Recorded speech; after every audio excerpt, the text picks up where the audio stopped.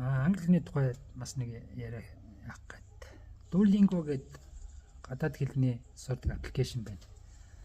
Энэ дотор би сүүлийн үед энэний ашиглаж хятад хэл сурах гээд үзэж байна, сурж байна.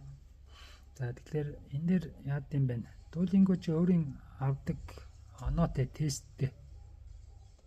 За нэг 150-60 ч юм уу. Яг тэр хязгаарыг мэдэхгүй байна. Тэгэх юм бол нэлийн төгс болох юм байна.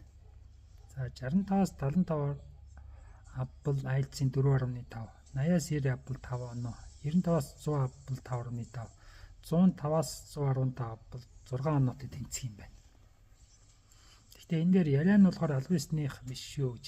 Ярианы шалгалт нь бол тийм IELTS-тэй зэрэгцэхгүй ч магадгүй гэж сануулга өгсөн байна.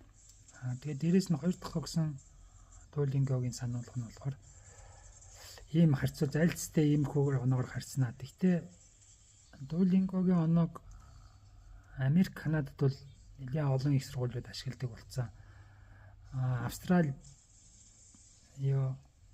Английн сургуулиуд бол нэг хүлээн зөвшөөрдөггүй шүү. Энийг бас анхаараарай гэсэн байна.